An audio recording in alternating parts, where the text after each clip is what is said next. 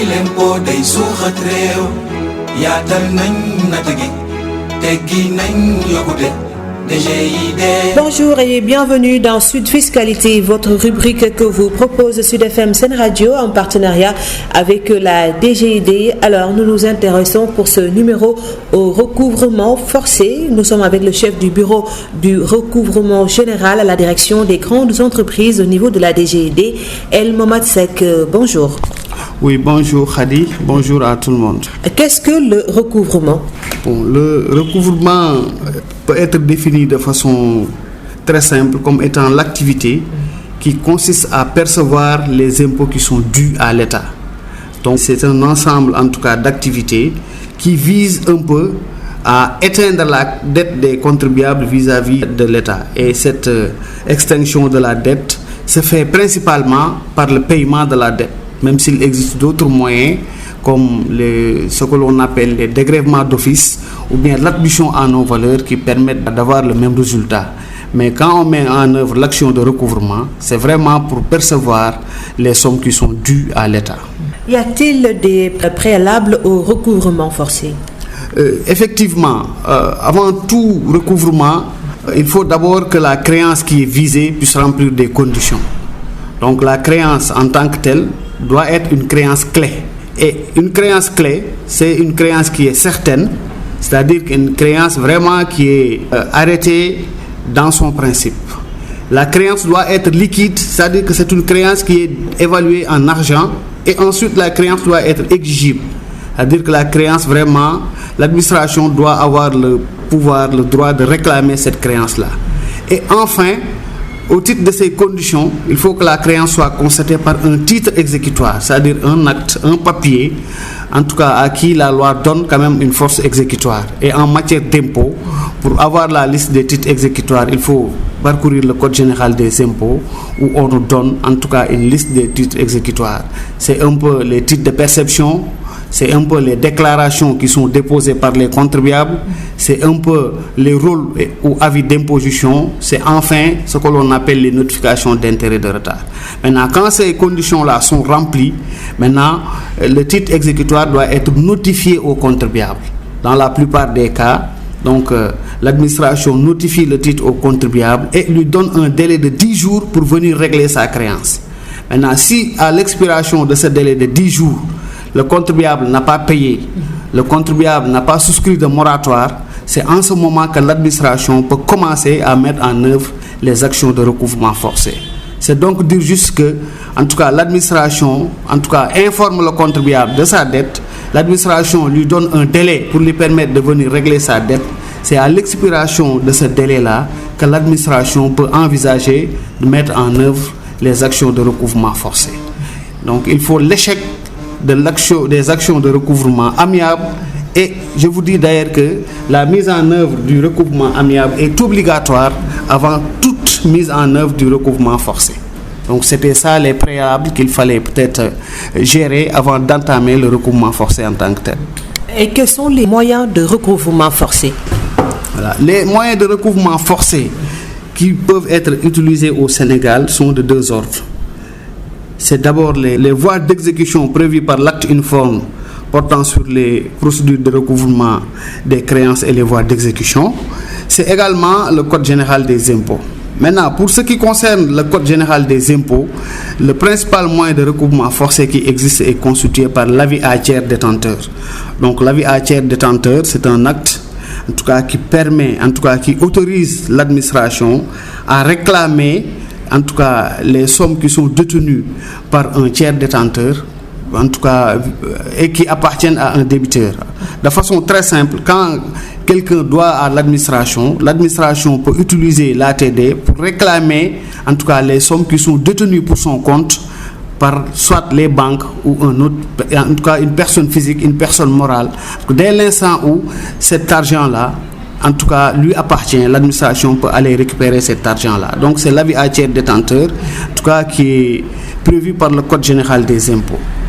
Donc, à côté de l'avis à tiers détenteur, il y a également les moyens de recouvrement forcé qui sont prévus par l'acte uniforme de l'OHADA. Donc, c'est vraiment tout ce que l'on appelle les procédures de saisie. Mais il faudra préciser que pour mettre en œuvre ces procédures de saisie, l'administration également est obligée de passer par des délais. C'est-à-dire que quand l'administration veut mettre en œuvre une procédure de recouvrement prévue par l'acte uniforme, l'administration doit d'abord passer par ce que l'on appelle la notification d'un commandement de payer. Et le commandement de payer ouvre au contribuable un délai de 8 jours pour lui dire que vous avez 8 jours pour venir payer au niveau de l'administration. Passez maintenant cette date, l'administration est en droit de mettre en œuvre les procédures de recouvrement forcé qui sont prévues par l'acte uniforme. Et il faut dire que l'administration peut effectuer elle-même ces poursuites-là par le biais des agents de poursuite qui existent au niveau de l'administration ou déléguer cette poursuite aux huissiers de justice sur la base d'une autorisation qui lui est accordée par le directeur. Voilà, donc en tant que tel, donc pour mettre en œuvre ces procédures, il y a un délai qui existe, délai de notification de 10 jours, délai en tout cas de notification du commandement de 8 jours. Maintenant, passé maintenant cette date, l'administration va mettre en œuvre en priorité ce que l'on appelle les saisies mobilières. Et ces saisies mobilières sont constituées par la saisie vente des biens meubles corporels. Donc, c'est en tout cas tous les biens meubles qui appartiennent aux contribuables, exclusion faite de ce que l'on appelle des immeubles par destination. La saisie des récoltes sur pied, c'est-à-dire que l'administration est autorisée à saisir en tout cas les récoltes qui ne sont pas encore séparées du sel et qui sont proches un peu de la maturité qui appartiennent à un redevable. L'administration peut saisir les créances. Donc c'est presque comme ça se rapproche un peu de l'avis à tiers détenteur. Donc on peut saisir les créances qui appartiennent aux contribuables. On peut saisir la rémunération. C'est-à-dire qu'aujourd'hui, un salarié qui doit à l'administration peut voir son salaire être saisi par l'administration. Mais il faut préciser que pour ce qui concerne le salaire, quand même, il y a une quotité qui n'est pas saisissable et l'administration ne peut saisir que la quotité saisissable qui est prévue par le Code de procédure civile. Et cette quotité-là, c'est un peu les 2/3 du salaire. Ensuite, l'administration peut saisir les participations, c'est-à-dire les valeurs mobilières qui sont détenues par une personne peuvent être saisies. Maintenant, si ces saisies-là, en tout cas, deviennent infructueuses, l'administration peut venir maintenant mettre en œuvre ce que l'on appelle les saisies immobilières. Et pour la saisie immobilière, donc il faut dire que l'administration envoie au contribuable un commandement, en tout cas qui lui donne un délai de 20 jours pour venir payer. Maintenant, passé ce délai, l'administration peut mettre en œuvre la procédure de saisie immobilière, qui est une procédure très complexe quand même, mise en œuvre généralement et obligatoirement même par ministère d'avocats. C'est un peu ces procédures de recouvrement forcé qui existent et l'administration vraiment les utilise. Donc, sont de deux ordres. Communautaire, donc prévu par l'acte uniforme, et un peu local, c'est-à-dire l'avis à tiers détenteur qui est prévu par le Code général des impôts. Et pour la dernière question, quelles sont les conséquences du recouvrement forcé? Voilà, le recouvrement forcé a pour but, en tout cas, d'apurer le dossier fiscal du contribuable, c'est-à-dire amener le contribuable à payer. Maintenant, le contribuable peut venir et payer immédiatement l'intégralité de la créance, donc le dossier est bouclé, l'administration arrête ses actions. Le contribuable peut également venir et bénéficier d'un moratoire de paiement. Parce que n'oublions pas que l'administration est là pour accompagner les contribuables. Donc lorsqu'on a des difficultés qui sont avérées et qu'on se rapproche de l'administration peut vous accorder un moratoire de paiement qui vous donne un délai de 12 mois pour payer votre dette. Voilà. Maintenant, si on rencontre des difficultés pour le paiement total, si on rencontre des difficultés également pour obtenir un moratoire, l'administration peut mettre en œuvre des procédures qui permettent aux contribuables en tout cas d'être poursuivis autrement. C'est-à-dire que l'administration peut invoquer la solidarité et la responsabilité des gens. Par exemple, si on est au niveau d'une société, l'administration peut mettre en œuvre des procédures de recouvrement contre la personne, le dirigeant par exemple, qui a été responsable, en tout cas qui a fait des manœuvres et des dissimulations qui ont conduit un peu la société dans une situation en tout cas débitrice. L'administration peut également, si toutes ces procédures-là échouent, l'administration peut mettre en œuvre les procédures pénales. C'est-à-dire qu'aujourd'hui, l'administration peut mettre en œuvre ce que l'on appelle la fraude fiscale, qui lui permet en tout cas d'engager la responsabilité pénale du contribuable qui ne paye pas.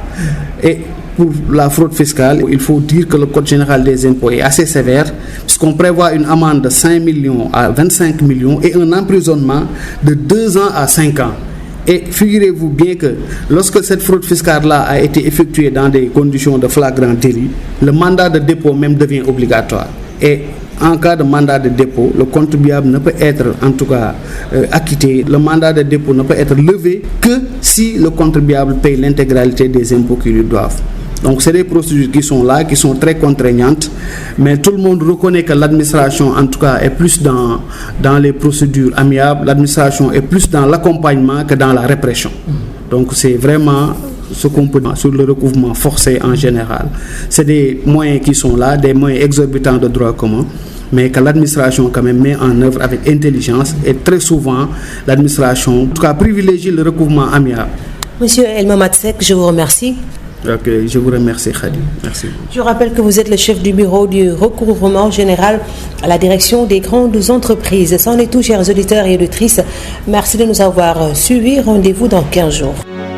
fay lempo day suuxat réew yaatal nañ natt gi teggi nañ yokkute DGID régulariser suuf yi yombal leen këyitu kër yi lépp mën a dox ci réew mi DGID